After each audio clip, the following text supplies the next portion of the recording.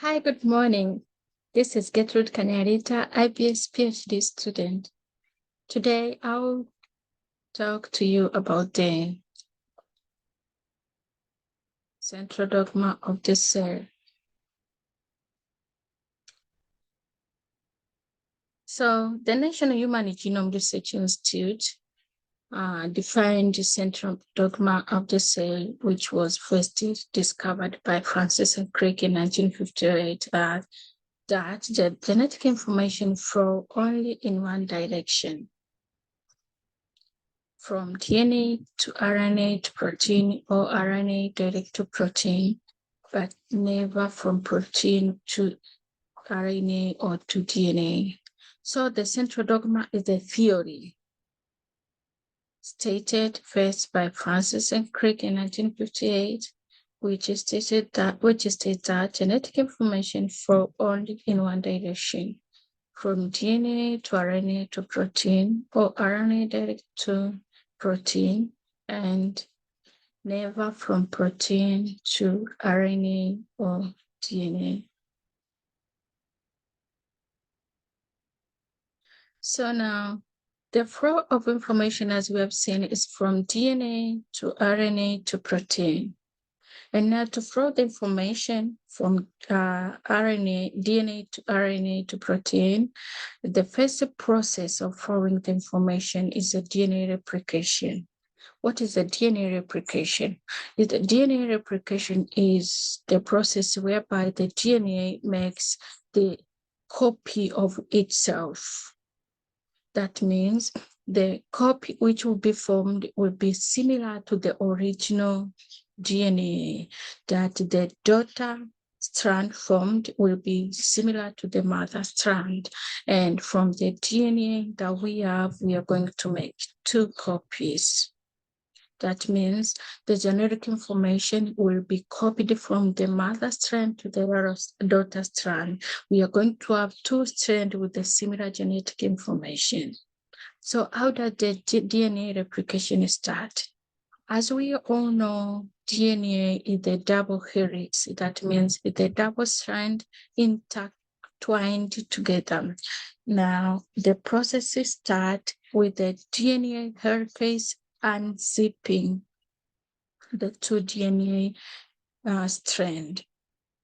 So it unzips the small part as it continues with the process. And the DNA topoisomerase will continue unwinding to make sure it doesn't coil. And the helix will continue unzipping as the replication continue. So once the DNA strands have been unzipped, the two strands are formed. As you see here, the first strand, this is the lagging strand, and here is the leading strand. The leading strand is from 5' end, it goes to 3' end, and the lagging strand is from 3' end, it goes to 5' end. So the leading strand that goes from 5' end here to 3' end is the strand in which the DNA polymerase can extend continuously. The DNA polymerase enzyme can extend the replication in the leading strand. So the process starts by DNA primase by adding the primase, RNA primase in the strand, and then the DNA polymerase will extend the process until it reaches the end of the strand. But with the lagging strand, that is something different, because DNA polymerase cannot extend from the 3' end to 5' end. This RNA primase that will be bounded with the DNA primase will be added in fractions. These are called Okazaki fragments. These fragments are added to the old strand, of the lagging strand, and the DNA ligase enzyme will be used to join this strand to make the full to join this fragment, to make the full strand. Okay, so after making the leading strand is completed and the lagging strand is completed, the nucleus enzyme will proofread this strand to make sure there is no error, and where the error is detected, it will remove the error and make sure all the strands are error-free. And after the proofreading, now the two strands formed are complete, and that marks the end of the DNA replication process. The second process is the transcription. The transcription is the formation of messenger RNA from the DNA strand.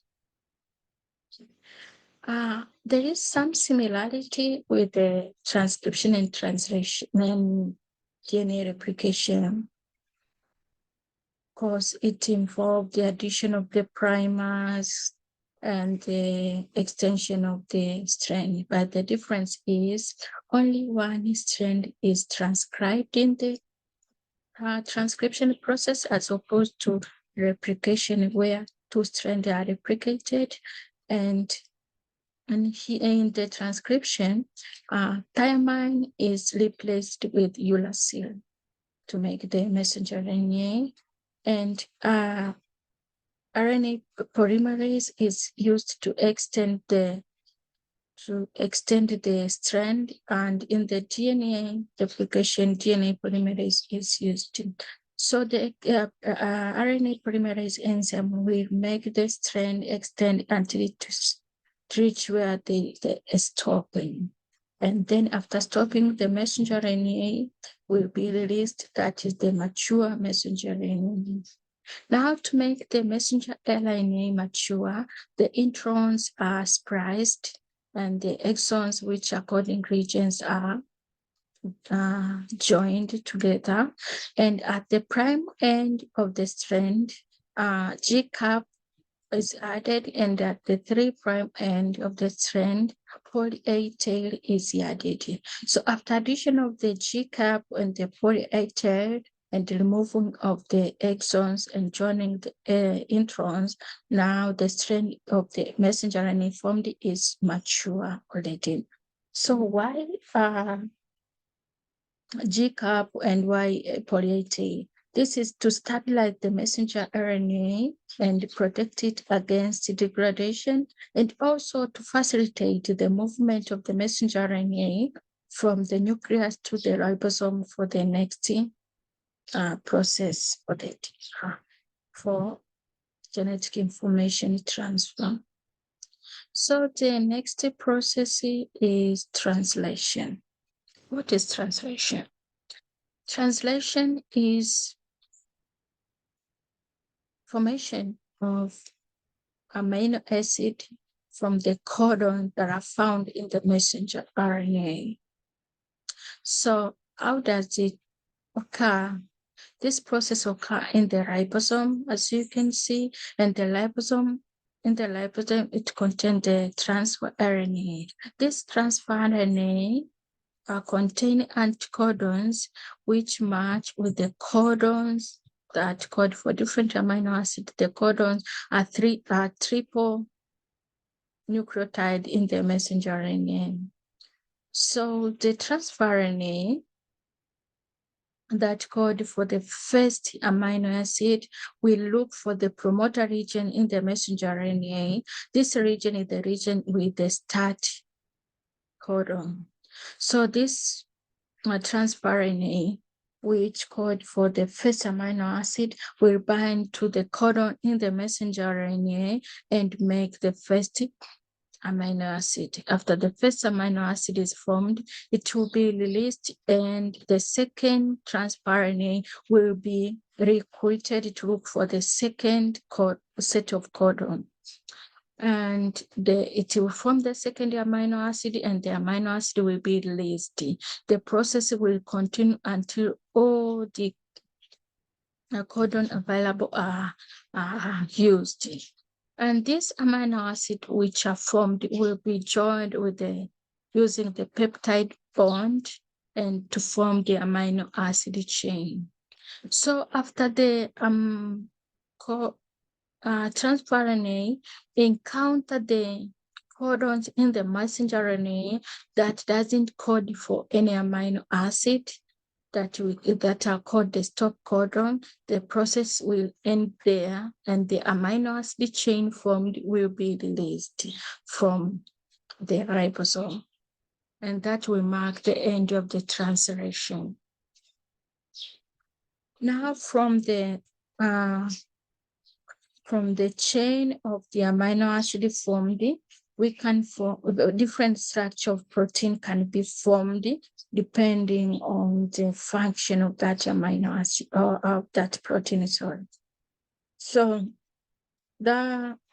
as you can see here, this is the chain of the amino acid. It can also be the primary structure of the protein, that is the only chain of the amino acid.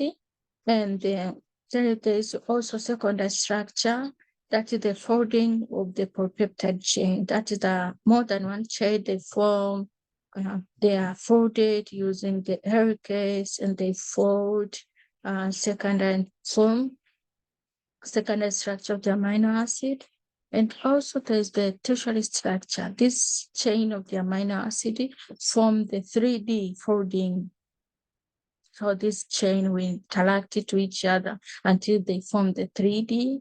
And then there's the quaternary structure. Because more than many propeptide chains are connected together, and then until it forms the quaternary structure. So this structure are different depending on the function of the protein. So the protein with the primary structure have different function with the protein with the secondary structure, tertiary structure, and the quaternary structure. So the folding will depend on the function. Also, there is a modification of the protein also depending on the structure. So some functional group can be added on the protein for it to work better depending on the structure or the functioning. This functional protein can be methyl group, functional group. Can be methyl, can be N-acetyl, can be ubiquitin, can be phosphate. So this can be added on the protein depending on the function of the protein. And this will also bring variations in the protein. So now we have seen how the information are transferred from the DNA by making two daughter strand, and then the DNA is transcribed to messenger RNA. The genetic information is carried with it in the messenger RNA. The messenger RNA is translated into amino acid. The information is carried to the amino acid, and then the amino acid are used to form different structure of protein. So the information that will be found in the DNA used is directly flow direct to the not direct, the flow from the DNA itself to the messenger RNA to the amino acid which form the protein. Okay, to the protein. So the information that will be found in the protein, genetic information that will be found in the protein will be the genetic information that will be found from the DNA where it was copied from, unless mutation happens. Okay. So now that is the central dogma. Thank you for listening. That marks the end of my presentation. Thank you.